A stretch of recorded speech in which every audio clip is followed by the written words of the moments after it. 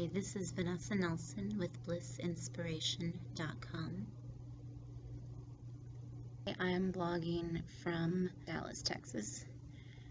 I am here for level 2 EFT training with Stephen Kessler. It's part of my EFT certification. I was supposed to take level 1 and 2 with one instructor and level 2 a second time with another instructor. And it's really quite wonderful to learn it from two different perspectives, because the great thing with EFT is there's so much of it that's flexible to individual interpretation and the individual client's needs, and that's why I love working with it. And it works so much of the time. Honestly, I don't know if I can remember working with somebody where it didn't work on some level, and it's really amazing sometimes just how deep that work can go. I'm loving my class. I had the most turbulent flight down here. I flew through a couple of snowstorms, cold fronts, I'm not even sure, but I had to use tapping on the plane just to keep from getting airsick. It was too exciting. I think it's important for us as mothers to get away and have something that we're excited about, and that the kids can see us get excited about. When I went for my first training, I told my daughter, who was 4 at the time, that I'm studying to help people fix their broken hearts, and that resonated with her. Of course, I was able to explain a little more detail to my 7-year-old son at the time. Of course, he's 8 now. One of the things that I like to do whenever I am on the road for class or business is I leave little 3x5 cards for the kids and whoever's taking care of them. In this case, it's my boyfriend, Terry, my wonderful boyfriend, Terry.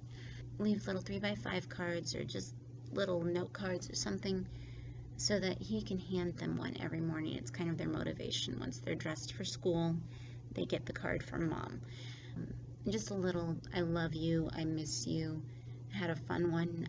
One day I actually prepared and said she had to get dressed first, but my daughter got a card that says, I love your outfit today. Of course, I know it pays off with them, and it's rewarding to me to leave something for them, but this time they really paid me back, because Donovan slipped this into my suitcase, and he knows I love butterflies, and it says, have a nice trip home. Just really it shows me that they see that they are important to me, even though I'm on the road for business, and they don't feel in any way abandoned. And I think it's important to keep that connection. We've got a terrible Skype connection up here, unfortunately. We tried to Skype earlier tonight. It can be another good way for families to connect when mom's out of town.